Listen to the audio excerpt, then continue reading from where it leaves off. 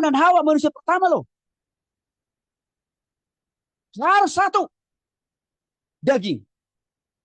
Dan tidak boleh dipisahkan. Oleh siapapun termasuk oleh hamba setan itu.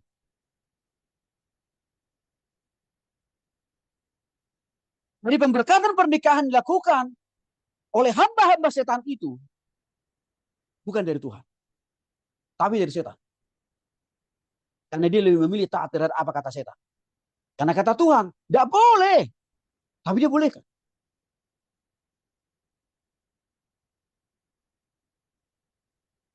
Karena pemberkatan yang kedua, Bapak Ibu, dari latar belakang suami istri yang sudah bercerai, itu kan melegal formalkan. Atau artinya apa? Menormalkan. Ya.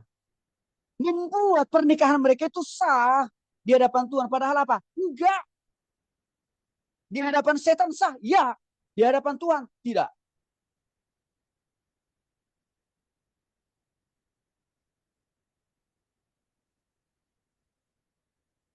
Latar belakangnya sudah menikah orang itu.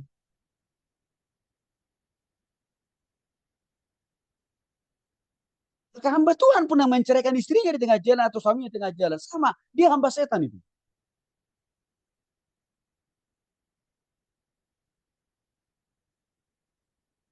Dan dugaan saya, hamba-hamba Tuhan yang memberkati pernikahan keluarga yang bercerai, dugaan saya, pasti rumah tangga hamba-hamba Tuhan seperti itu bermasalah. Karena dia sudah bermasalah, maka dia pakai Allah masalah dia sendiri itu untuk melegal formalkan kesalahan orang lain supaya kelihatan apa? Rohani, padahal rohana.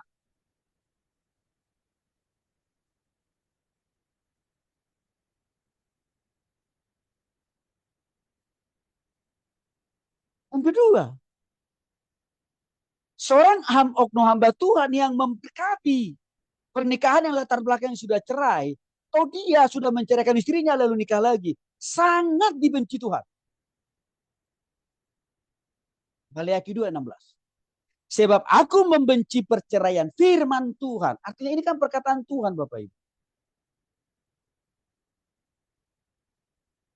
Maka jagalah dirimu dan janganlah berkhianat. Hamba Tuhan orang Kristen yang bercerai dia tidak hanya sekedar melawan Tuhan, tapi dia juga sama dengan apa? Mengkhianati Tuhan. Seperti siapa? Yudas Iskariot di zaman modern sekarang ini. Dan hanya pengkhianatan Yudas yang dikategorikan pengkhianatan. Orang Kristen yang melawan firman Tuhan, melawan aturan Tuhan, melawan Tuhan dengan cerai, lalu memberkati perceraian mereka itu juga adalah bentuk pengkhianatan sama dengan Yudas itu. Tahu gak Bapak Ibu? Kenapa Yudas mengkhianati Yesus? Karena simbolis kan menguasai hati dan pikirannya. Maka bagi saya, hamba Tuhan yang memberkati pernikahan keluarga yang bermasalah, yang bercerai. Saya katakan tadi bukan hamba Tuhan, hamba setan. Karena justru dia mempraktekkan dan melakukan hal yang bertolak belakang dengan apa yang sudah Tuhan firmankan.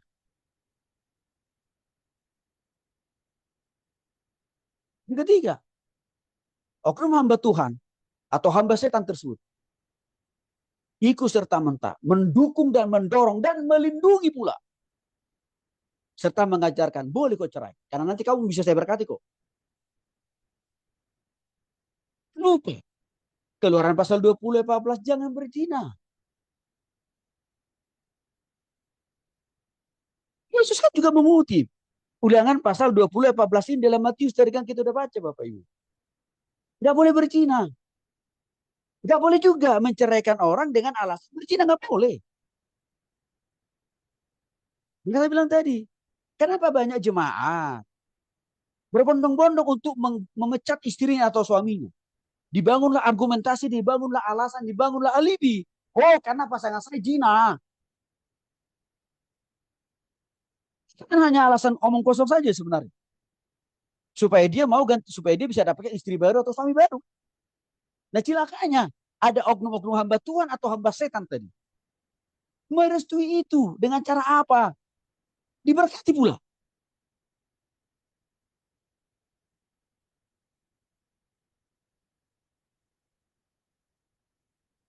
Menarik. Si oknum hamba Tuhan atau si hamba setan tersebut dikutuk oleh Tuhan. Dipermalukan oleh Tuhan. Bahkan pemberkatan yang dilakukan itu bukan berasal dari Tuhan. Bukan dari Tuhan. Tapi dari setan. Karena prosedurnya sudah salah. Tata caranya sudah salah. Tujuannya sudah salah. Motifnya sudah salah pula. Meliaki 2 ayat 16 sampai ayat 1 sampai 3. Tolong saudara perhatikan. Nih. Untuk hamba-hamba Tuhan ini. Hai para imam. Ini hamba Tuhan. Jika kamu tidak mendengarkan dan jika kamu tidak memberi, maka aku akan antaramu dan aku telah jadi oknum hamba Tuhan atau hamba setan yang memberkati pernikahan yang latar belakangnya sudah cerai. Dia dikutuk oleh Tuhan. Dia dihukum oleh Tuhan. Dia dipermalukan oleh Tuhan. Bahkan dia waktu memberkati pernikahan itu bukan berkat dari Tuhan yang datang, tapi berkat dari iblis. Jadi jangan bangga. Kalau ada pun oknum hamba Tuhan atau hamba setan yang memberkati pernikahan kita, yang latar belakangnya cerai, aman, tentram. Oh no.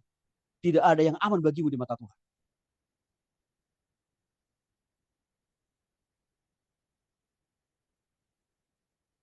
Kan Tuhan tegaskan lagi. Aku akan mematahkan lenganmu dan akan melemparkan kotoran ke mukamu. Artinya kan Tuhan mempermalukan. Tuhan menelanjangi oknum hamba Tuhan atau hamba setan itu. Yakni kotoran korban dari hari rayamu. Dan orang akan menyeret kamu ke kotoran itu.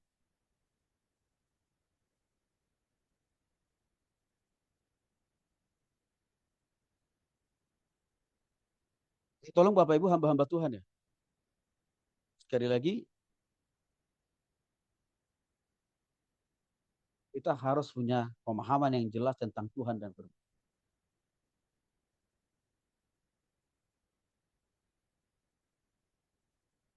Ya pasti Bapak Ibu akan bertanya nanti. Tapi kan Pak Tony orang itu kan STH loh Pak. MTH loh Pak. Doktor teologi loh Pak. Masa sih Pak nggak pernah baca Maliaki pasal 2, 16 sampai 1 sampai 3? Baca iya. Tapi memahami dan mengerti. Belum tentu.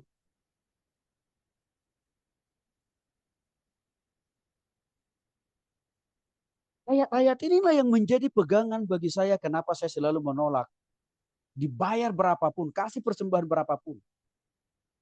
Untuk memberkati pasangan suami istri yang latar belakangnya sudah kawin. Saya tidak akan pernah.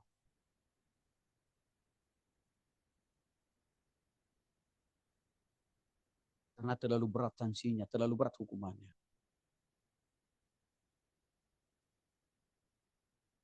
Saudara yang dikasih oleh Kristus, ini penting kita paham. Tapi juga lebih penting kita praktekin ya. Dan juga Bapak Ibu ajarkan.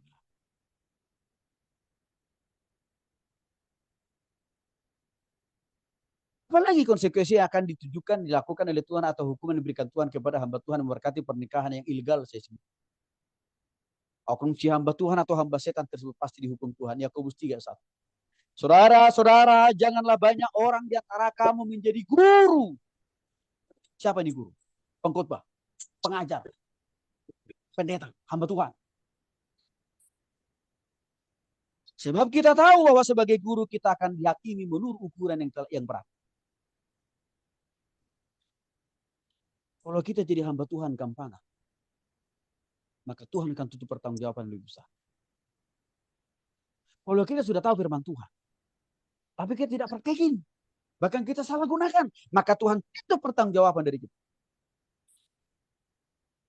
Maka supaya kita clean dari tuntutan pertanggungjawaban dari Tuhan. Setiap firman yang kita pelajari, setiap firman yang kita baca, kita renungkan, mari kita lakukan. Kita hidupi. Ditambah kita ajarkan kepada orang-orang. Bukan hamba Tuhan atau hamba setan tersebut, Tuhan pasti singkirkan dari pelayanan. Karena dia tidak layak disebut hamba Tuhan selain daripada hamba setan. 1 Timotius 3:2 jelas mengatakan, dan juga 1 Titus 1:6. Seorang hamba Tuhan. Siapakah itu? Pendiri jemaat, pengkhotbah, pengajar, pendeta, dan lain sebagainya. Standarisasinya.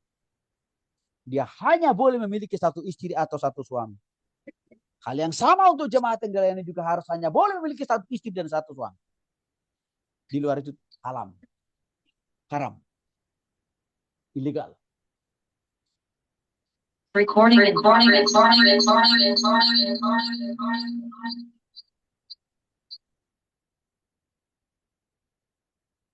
Bagian berikutnya, Tuhan pasti menuntut pertanggungjawaban terhadap si hamba Tuhan atau oknum hamba Tuhan atau hamba setan tersebut.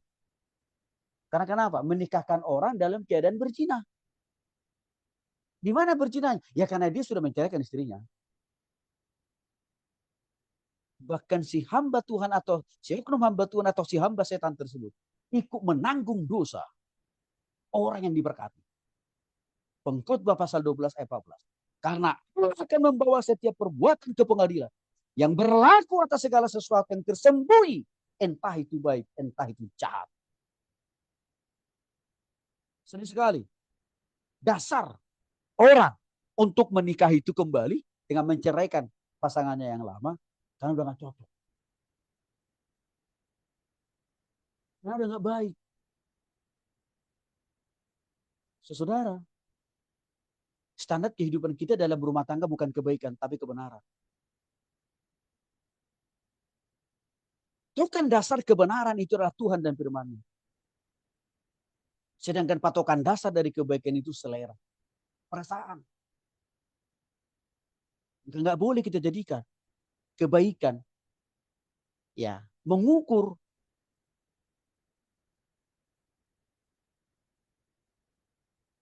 hubungan suami istri. Nggak bisa, tapi harus kebenaran.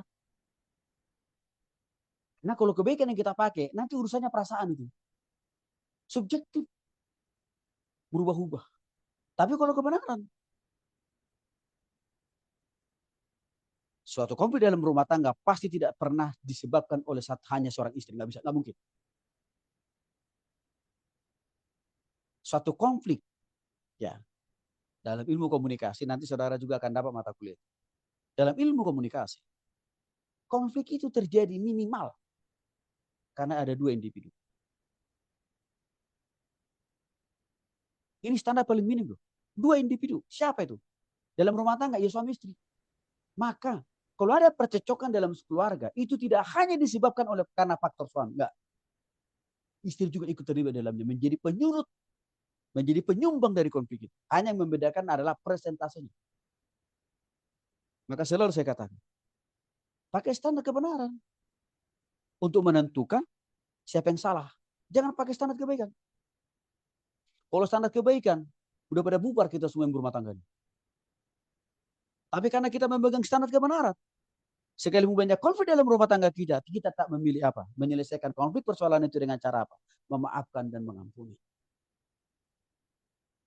Bagi kita hamba Tuhan, jangan pakai standar kebaikan. Kita masih dihakimi Tuhan kok. Kalau dasar kita memberkati pernikahan yang bermasalah, supaya rumah tangga ini tidak berzina terus, tapi supaya mereka legal berumah tangga, legal melakukan hubungan seks, ya sudah saya berkati saja. Hati-hati. Kalau itu yang kita pakai berarti pakai standar kebaikan. Tapi melawan standar kebenaran. Karena kenapa? Standar kebenaran jelas. Orang yang sudah pernah menikah, ya cerai, tidak boleh diberkati. Apalagi menikah lagi, tidak boleh. Itulah standar kebenaran. Maka kita hamba Tuhan harus dalam posisi melakukan, menegakkan standar kebenaran. Ini pada sebagian oknum-oknum hamba Tuhan atau hamba setan saya katakan tadi. Melegalkan, memberkati. Pernikahan yang bermasalah, pernikahan yang bercerai. Karena memakai standar kebaikan. Dia lupa standar kebaikan yang dia pakai. Dia tidak aman. Dia masih akan dihakimi oleh Tuhan. Dia masih akan ditutup pertanggungjawaban oleh Tuhan. Karena apa yang kau berkati itu? Suami istri. Padahal itu mereka itu sudah berzina. Nah, bagi Tuhan tidak ada yang tersembunyi. Sekalipun pemberkatan ilegal itu dilakukan di hotel. Bagi Tuhan tidak ada yang tersembunyi. Tuhan punya catatan baik. Jadi akurat catatan Tuhan dibanding catatan kita. Kalau kita hanya bisa mencatat apa yang terlihat kan? Kalau Tuhan, no. Yang tidak terlihat oleh mata kepala kita sendiri punya catatan. Apakah kita melakukan pemberkatan itu secara ilegal, tidak sesuai dengan firman Tuhan atau legal? Kalau saya lebih memilih sangat takut sama Tuhan. Ini perlu kita pahami. Supaya kita tidak menjadi pendukung ya pemberkatan pernikahan yang ilegal itu. Karena hukumannya berdampak buat kita. Si hamba, si hamba Tuhan atau hamba setan tersebut pasti dihakimi Tuhan kok. Karena dia melawan Tuhan dan juga melawan kebenaran firman Tuhan. Ibrani pasal 13 ayat 4. Hendaklah kamu semua menghormati perkawinan itu. Pernikahan